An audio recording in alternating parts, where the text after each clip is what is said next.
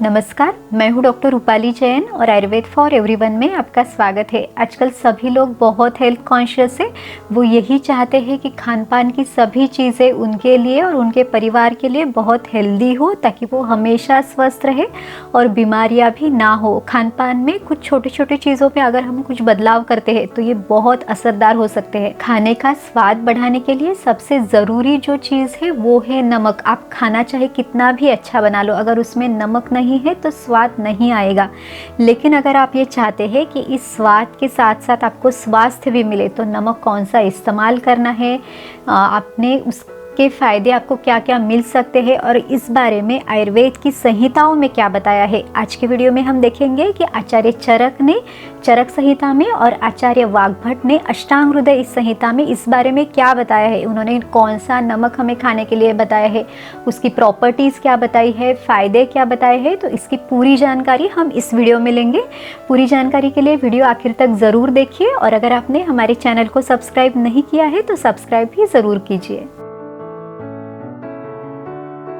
चरक ऋषि ने चरक संहिता सूत्र स्थान का जो 27वां अध्याय है यानी अन्नपान विधि अध्याय, तो इसमें वो कहते हैं सैंधवम लवणोत्तमम। लवण यानी नमक, तो सैंधव लवण जो है सभी प्रकार के जितने भी नमक है उनमें सैंधव लवण जो है वो सर्वश्रेष्ठ है। इसे सेंधा नमक या फिर रॉक सॉल्ट, पिंक सॉल्ट या फिर उपवास का नमक भी कहा जाता है। काफ़ी लोग जिस दिन उनका उपवास है उस दिन इसी नमक का उनके खाने में इस्तेमाल करते हैं।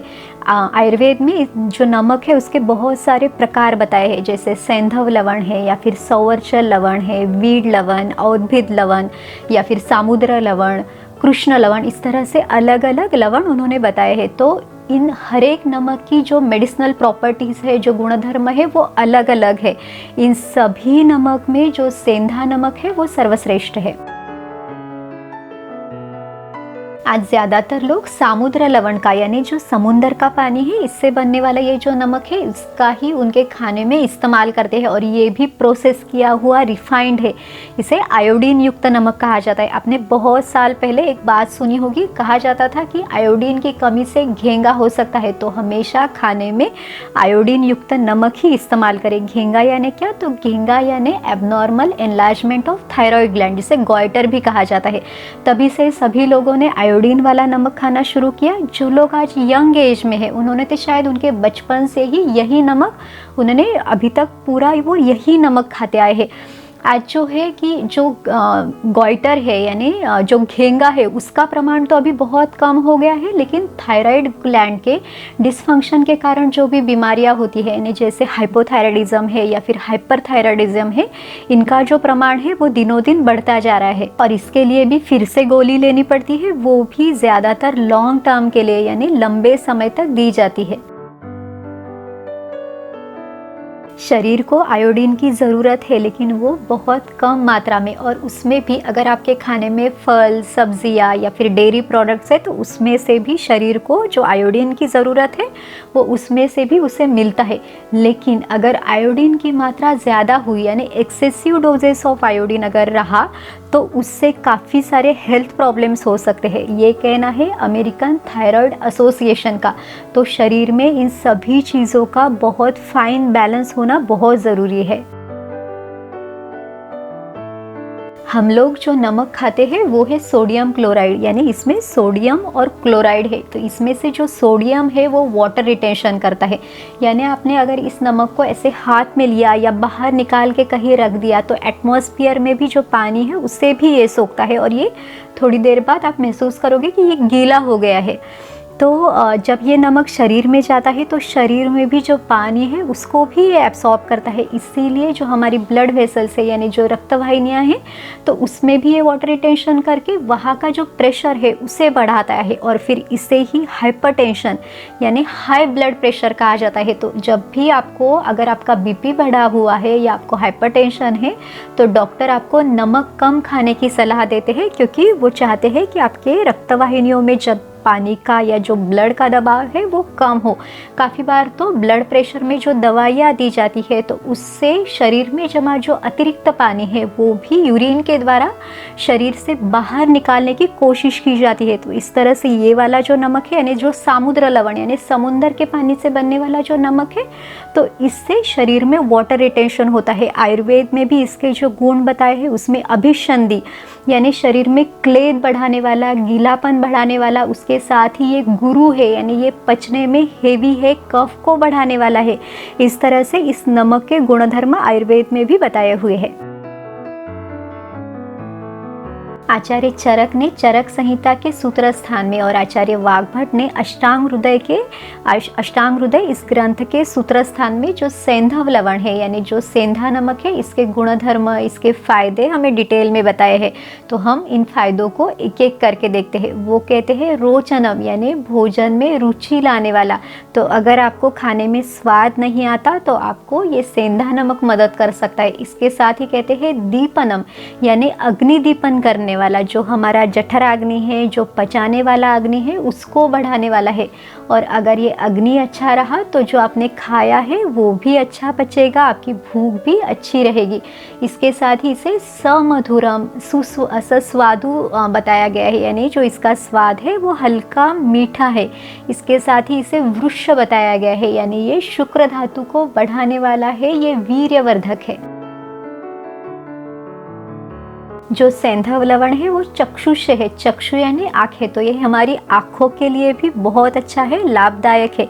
इसके साथ ही वो बताते हैं रुद्यम यानी जो हमारे हृदय के लिए, हमारे हार्ट के लिए भी ये जो नमक है वो फायदेमंद है।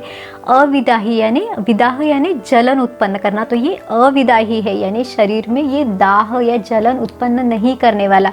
तो जिनको भी पित्त के कारण यानी पित्त अगर किसी के शरीर में ज़्यादा है और उसके कारण उनके शरीर में जलन है तो वो लोग भी ये जो सेंधा नमक है इसका सेवन आप कर सकते हैं। इसके साथ ही इसे त्रिदोषग्न या त्रिदोष शामक कहा गया है। शरीर में वात, पित्त, कफ ये 3 दोष होते हैं, इनका शरीर में जो बैलेंस है वो होना बहुत ज़रूरी है। अगर ये बैलेंस नहीं है ठीक से और कोई दोष बढ़ जाता है या उसके कारण आपको कोई तकलीफ होती है तो इसे त्रिदोष शामक कहा गया है यानी वात, पित्त, कफ इन तीनों दोषों को ये बैलेंस करता है। अगर कोई दोष इनमें से बढ़ता है तो उसे भी ये बैलेंस करने में या कम करने में मदद करता है।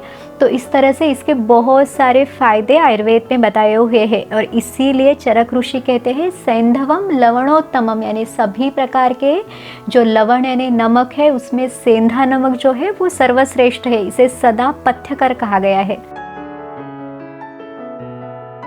जब भी लोगों को ये सेंधा नमक खाने की सलाह दी जाती है तो उनका ये सवाल होता है कि क्या इसमें से हमें पोषकांश या फिर मिनरल्स मिलेंगे। देखिए ये खनिज नमक है यानी रॉक सॉल्ट है, तो इसमें मिनरल्स की जो मात्रा है वो भी बहुत अच्छी है। तो इसमें से आपको मिनरल्स आपके शरीर को अच्छी मात्रा में मिल सकते हैं। इसके साथ ही ये जो है ये बहुत ही नेचुरल फॉर्म में हमें मिलता है। नेचुरल फॉर्म में है नहीं, बिना कोई प्रोसेस किए हमें मिलता है। इसके साथ ही ये बहुत ही शुद्ध है, इसमें शुद्धता है, इसीलिए इसका जो उपयोग है वो उपवास के दिन भी किया जाता है। आप अपने खाने में पूरी तरह से सेंधा नमक का इस्तेमाल कर सकते हैं यानी कुकिंग में भी और ऊपर से लेने के लिए भी। लेकिन अगर आप आयोडीन वाला नमक बंद नहीं करना चाहते तो कम से कम जो आप ऊपर से नमक ले रहे हैं वो कंपलसरी आप सेंधा नमक लो। जैसे अगर आपको छाछ में डालना है या फिर आपने रायता बनाया है और उसमें आपको नमक ऐड करना है, या फिर आप दाल में ले रहे हैं या कोई चटपटी सी चीज़ आपने बनाई है और उसके ऊपर आपको नमक डालना है, तो ये सेंधा नमक आप इस्तेमाल करो। इसके साथ ही जब नमक थाली में परोसना हो तो कंपलसरी ये जो सेंधा नमक है वही इस्तेमाल करें।